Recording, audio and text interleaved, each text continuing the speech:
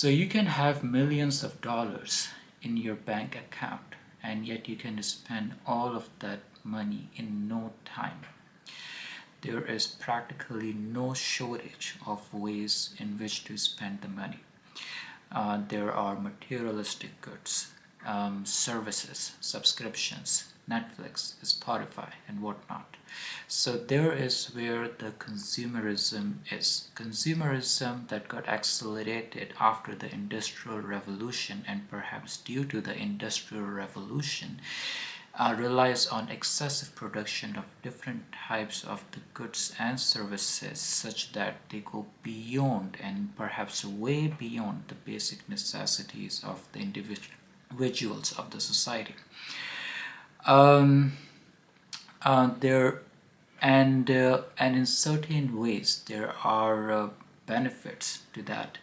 Consumerism is tied to the job growth. The more products that need to be manufactured, the more labor is needed, and also different same types of the products being manufactured by different manufacturers. There is competition between the manufacturers, and that competition keeps the prices in check, and also ensures good quality for the products. Along with the consumerism, there are obviously these marketing campaigns that are designed to entice the to entice the potential customers into buying the products, and they create an aspect where there is a race, and if you are not able to buy the product quick enough, you get behind in the race in some aspect, and you miss out in some way. So here there is an atmosphere where the that is essentially encouraging an atmosphere where the health and the wealth of an individual is tied to the materialistic possessions. But consumerism generates a huge amount of waste. There is clothing. People tend to buy clothes and discard them in no time to keep up with the ever-evolving fashion, and to keep up with the changing trends. A huge amount of waste, clothing waste, is generated. According to the source here, it says that 91 million tons of clothing waste is generated per year, which is a lot. And then obviously there is tech, new tech products, laptops, smartphones. They get the new versions of them come out almost every year, and the marketing campaigns to go along with them to entice potential consumers into buying them. And not only that, the products, they are designed in a way so that they get degraded rather quickly. That further contributes to people buying and discarding these electronic items rather quickly, and that also contributes to a lot of waste, electronic waste. According to the same source here, 62 million tons of electronic waste was generated in 2022. There is food waste. There are these apps now. It has never been as convenient to get your favorite food delivered to your house from your favorite restaurant as it is now.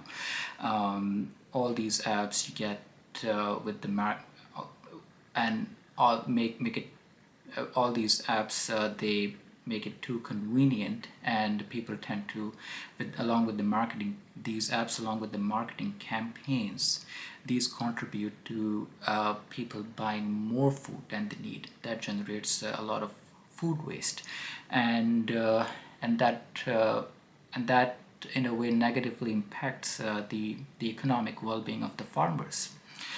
And then obviously there are these single-use plastic products. They get used and get discarded in no time. That also generates a lot of waste.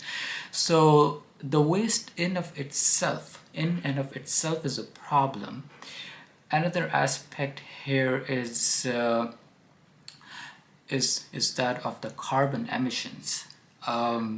There, with such amount, the the product that get manufactured results in carbon emissions. According to a source here, a product results in 6.3 times its weight of carbon emissions over its lifetime. And obviously with a huge amount of products being manufactured and discarded, being manufactured, used, and discarded rather quickly, a lot of all these products that end up in waste contribute to a good amount of carbon emissions. And so one way to reduce the carbon emissions, there are a good number of sophisticated schemes and policies that have been designed to reduce carbon emissions. But one simple way to reduce carbon emissions that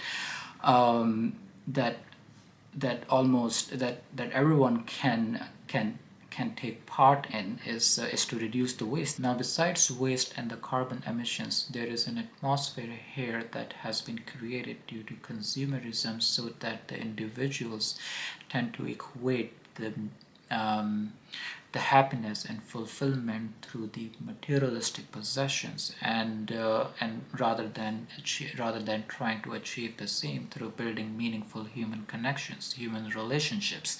And so the materialism here is leading to a degradation of the human relationships. So that is one aspect. The other point is also that the more materialistic possessions you have, the more your brain power is utilized here, and the less you'll be able to focus on your work, on what's more important. So so it would be better if the individuals focus on minimalism, identify the boundaries between what's needed and what's wanted. Most individuals may not be willing to go along with the bare minimums, but if some materialistic goods have to be bought in, then the long-term advantage of those materialistic goods have to be considered, and how long will those goods be used for, and so these factors, how long will they be used for, the benefits they provide, and the costs that you will have to put into to get those items. So and that's how people who are rich, who are the millionaires, tend to spend their money.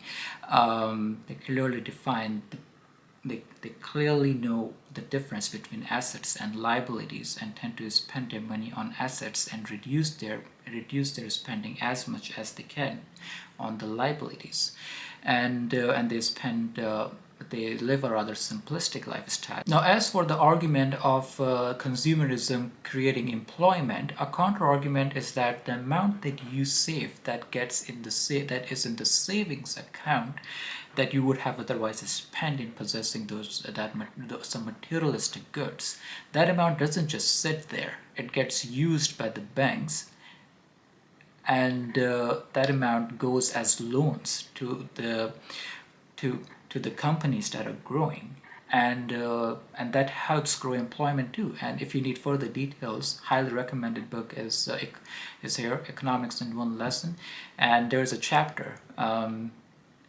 that has the title Assault on Savings, that further explains how the savings that you have in your savings account help create employment.